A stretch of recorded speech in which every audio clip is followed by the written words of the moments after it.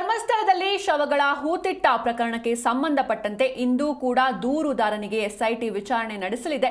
ಶವ ಹೂತಿಟ್ಟ ಸ್ಥಳಗಳಲ್ಲಿ ಮಹಜರು ಸಾಧ್ಯತೆ ಕೂಡ ಇರುವಂಥದ್ದು. ಇನ್ನು ಧರ್ಮಸ್ಥಳದಲ್ಲಿ ಶವಗಳನ್ನು ಹೂತಿಟ್ಟ ಪ್ರಕರಣಕ್ಕೆ ಸಂಬಂಧಪಟ್ಟಂತೆ ಇಂದು ಕೂಡ ದೂರುದಾರನಿಗೆ ಎಸ್ಐಟಿ ವಿಚಾರಣೆ ನಡೆಸಲಿದೆ. ನಿನ್ನೆಯೂ ಕೂಡ ದೂರುದಾರನ ವಿಚಾರಣೆಯನ್ನು ನಡೆಸಿದ್ರು. ಇನ್ನು ಶವ ಹೂತಿಟ್ಟ ಸ್ಥಳಗಳಲ್ಲಿ ಮಹಜರು ಸಾಧ್ಯತೆ ಕೂಡ ಇರುವಂಥದ್ದು. ಇಂದು ಮೊಹಂತಿ ಧರ್ಮಸ್ಥಳಕ್ಕೆ ಎಂಟ್ರಿ ಕೊಡುವಂತಹ ಸಾಧ್ಯತೆ ಇದೆ. ಇನ್ನು ತನಿಖೆಯ ನೇತೃತ್ವವನ್ನು ವಹಿಸಿಕೊಂಡಿದ್ದಾರೆ ಮೊಹಂತಿ ಅವರು.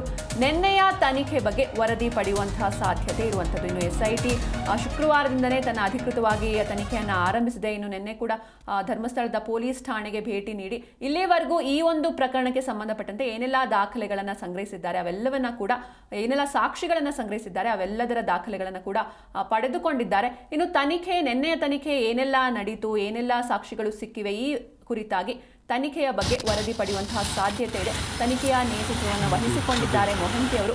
ಇಂದು ಮೊಹಂತಿ ಧರ್ಮಸ್ಥಳಕ್ಕೆ ಭೇಟಿ ಕೊಡುವಂತಹ ಸಾಧ್ಯತೆ ಇರುವಂಥದ್ದು. ಜೊತೆಗೆ ಅನಾಮಿಕ ವ್ಯಕ್ತಿ, ಆತನ ವಿಚಾರಣೆ ಇಂದು ಕೂಡ ನಡೆಯಲಿದೆ. ಶವ ಹೂತಿಟ್ಟ ಸ್ಥಳಗಳಲ್ಲಿ ಮಹಜರು ಸಾಧ್ಯತೆ ಕೂಡ ಇರುವಂಥದ್ದು. ಇನ್ನು ಇದು ಬರೀ ರಾಜ್ಯ ಮಾತ್ರವಲ್ಲ, ಇಡೀ ರಾಷ್ಟ್ರವೇ ಕುತೂಹಲದಿಂದ ಈ ಕೇಸ್ ಬಗ್ಗೆ ಬೆರಗುಗಣ್ಣಿಂದ ನೋಡ್ತಾ ಇರುವಂಥದ್ದು.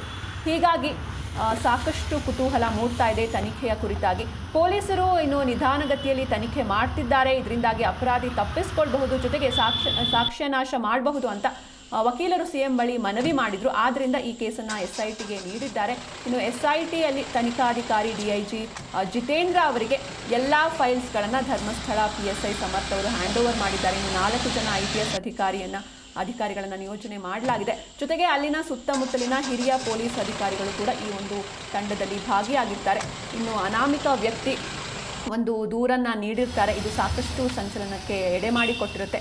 ನಾನು ಧರ್ಮಸ್ಥಳ ಭಾಗದಲ್ಲಿ 100ಕ್ಕೂ ಹೆಚ್ಚು ಶವಗಳನ್ನು ಹೂತಾಕಿದ್ದೇನೆ ಎನ್ನುವಂಥ ದೂರು. ಇದರ ಮೇಲೆಗೆ ತನಿಖೆ ಆರಂಭವಾಗಿದೆ. SIT ತಂಡ ರಚನೆ ಆಗಿದೆ. ಇನ್ನು ಶುಕ್ರವಾರದಿಂದ SIT ತನಿಖೆ ಅಧಿಕೃತವಾಗಿ ಪ್ರಾರಂಭವಾಗಿದೆ.